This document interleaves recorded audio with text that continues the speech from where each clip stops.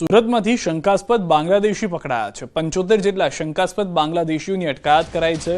ઊન, ભેસ્તાન, સચિન વિસ્તારમાંથી પકડાયા છે। ભેસ્તાનના બંગાળી વસ્તીમાં ખાસ ઓપરેશન હાથ ધરવામાં આવ્યું હતું।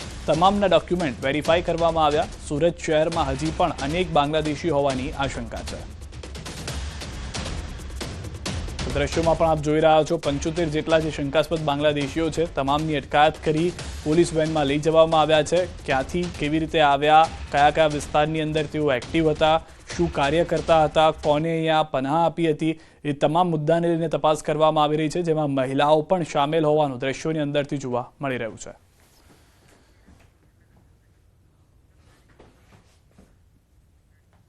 સમાચારોમાં અત્યારે બસ એટલું જ। આપ જોતા રહો ગુજરાતની number 1 news channel news 18 Gujarati.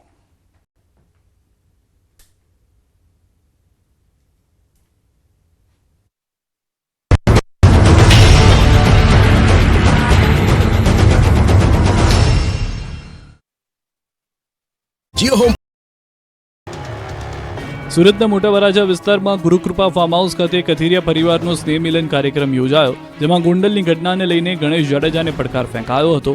ફરી ગણેશ ગોંડલ સામે મેદાને આવવા જાહેરાત કરી છે। જાહેર મંચ પરથી આગામી દિવસોમાં તેમની રણનીતિ અંગે વાત કરી હતી। ગોંડલના ગણેશ જાડેજા દ્વારા જે પ્રકારે અલ્પેશ કથિરિયાને પડકાર ફેંકવામાં આવ્યો હતો તેનો જવાબ ફરી અલ્પેશ કથિરિયાએ આપ્યો છે। કથિરિયાએ જાહેર મંચ પરથી જણાવ્યું હતું કે સૌરાષ્ટ્રમાં કહેવત છે કે માના દૂધને પડકાર ફેંકે અને કોઈ ગાળો આપે એ કોઈ ન ખાય, ગોળી ખાઈ લે।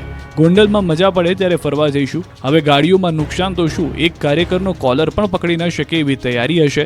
તો આક્ષેપ કર્યો કે ગોંડલમાં જે સત્તા ઉપર છે તેઓ કયા 2 નંબરના ધંધા કરે છે એના તમામ પુરાવા અમે લોકોને આપીશું। ક્યાં ગેમ્બલિંગ કરે છે, કોના ફાર્મ હાઉસમાં બાયોડીઝલના ધંધા ચાલે છે, જીએસટીના ખોટા બિલો બનાવીને ખોટા ઇનવોઇસ ક્યાં તૈયાર થઈ રહ્યા છે, આવા તો અનેક ધંધાઓ ગોંડલમાં ચાલી રહ્યા છે અને અમે તમામના પુરાવા આપીશું। કોઈને ખેતર ખેડવા આપ્યું હોય તો ખેડવું જોઈએ અને પાક લેવો જોઈએ, પરંતુ એનો માલિક સમજી બેસે એ ન ચાલે।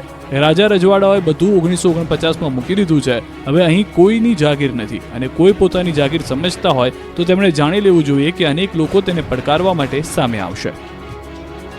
સૌરાષ્ટ્રમાં કહેવત છે કે તમારા માને કોઈ પડકારે કે તમને કોઈ ગાળ આપે એ કોઈ ન ખાય, ગોળી ખાઈ લે, ગોળી ખાઈ લે। કોઈ મા ઉપર કહે કે કોઈ ગાળ આપે એ સૌરાષ્ટ્રનો એકય સમાજ